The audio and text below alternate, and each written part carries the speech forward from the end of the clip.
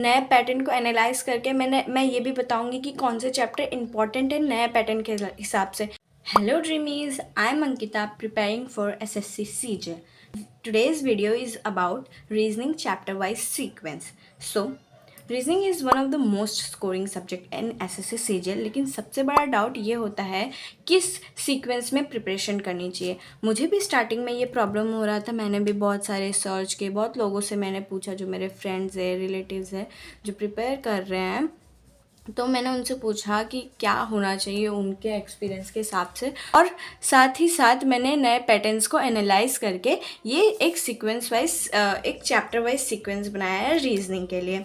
उसके बेसिस पे मैं आपको एकदम करेक्ट सीक्वेंस बताऊंगी जो बिगनर्स के लिए बेस्ट होगा, जो कि मैं भी एक बिगनर हूँ, तो मैं आपको ये बता सकूँ। फील करिए जो मुझे डाउट है मैं आपको उस हिसाब से आपके साथ शेयर करूँगी कि क्या क्या डाउट हो सकते हैं, तो मैं आपको अच्छे से बता सकती हूँ। ये सीक्वेंस सिर्फ क्या बोलते हैं कि सिर्फ सिलेबस नहीं है कि आपको किस वे में आपको स्टार्ट करना चाहिए, कौन सा चैप्टर पहले करना चाहिए, कौन सा बाद में। ये एक नए पैटर्न को एनालाइज करके मैं ये भी बताऊंगी कि कौन से चैप्टर इंपॉर्टेंट है नए पैटर्न के हिसाब से, क्योंकि अगर आप नए पैटर्न के हिसाब से नहीं पढ़ोगे तो क्या फ़ायदा पढ़ने का।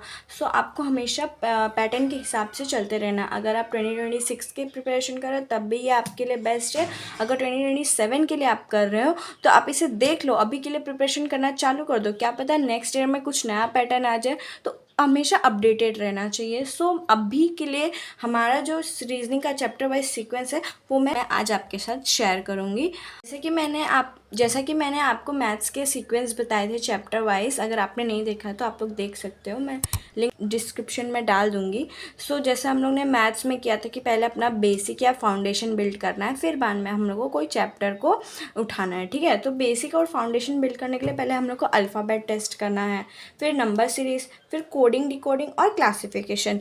बेसिक स्ट्रॉन्ग करने के लिए आपको सबसे पहले ये करना है, लेकिन चेंज क्या हुआ है, कोडिंग, डिकोडिंग और क्लासिफिकेशन का वेटेज अब पहले से ज़्यादा हो गया है। ये ध्यान रखना है कि कोडिंग, डिकोडिंग और क्लासिफिकेशन पे आपको ज़्यादा ध्यान देना है, क्योंकि अब इसके वेटेज ज़्यादा हो गए।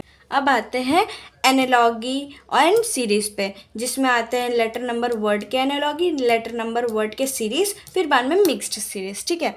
एनालॉगी और सीरीज़ हमेशा स्कोरिंग होते हैं, लेकिन चेंज क्या हुआ है, फिगरल सीरीज़ अब रेगुलर पूछी जा रही है, तो आपको इस पर फोकस करना। आते हैं हम लोग blood and relation and direction पे। इसमें क्या आता है, blood relation, family tree, coded relation, direction sense test, ranking, order and position. ये इजी और डायरेक्ट टॉपिक्स होते हैं, बिगिनर्स के लिए कॉन्फिडेंस बूस्टर है, ठीक है। यहाँ पे कोई मेजर चेंज नहीं है, ओके।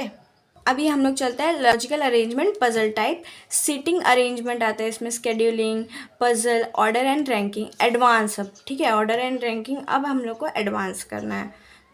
जैसे यहाँ पे हम लोग ऑर्डर एंड रैंकिंग पढ़े थे तो थोड़ा बेसिक था, अब आएंगे हम लोग एडवांस, लॉजिकल में आ जाएंगे, ठीक है। कितना ठीक है बोल रही हूँ मैं। पहले टीयर 1 में इनका वेटेज कम था, अब ज़्यादा फ्रिक्वेंटली पूछे जा रहा है। अब आते हैं वेन डायग्राम एंड सिलोगिम्स, पता नहीं क्या बोलते हैं, सॉरी अगर मैं गलत बोल रही तो। Venn diagram, सिलोगिम्स, statement, conclusion, assumption, इस पे आते हैं। ये थोड़ा लॉजिकल सोच मांगता है, इसलिए बेसिक से बात करना चाहिए। इसमें क्या चेंजेस आए, स्टेटमेंट बेस्ड रीजनिंग का वेटेज इंक्रीज हुआ है, यानी कि आपको इस पे, कैसे बोलूँ मैं, इस पे आपको ज़्यादा फोकस करना है। नॉन वर्बल रीजनिंग में क्या आता है, जैसे mirror image, water image, paper folding and cutting, embedded figures, figure series, figure classification, आपको इस सीरीज़ में करना है, ओके। देखो मैंने ऐसे बताया कि आप बेसिक्स पढ़ो, फिर बाद में आप एडवांस पे जा पाओ, ताकि आपको कन्फ्यूजन ना हो।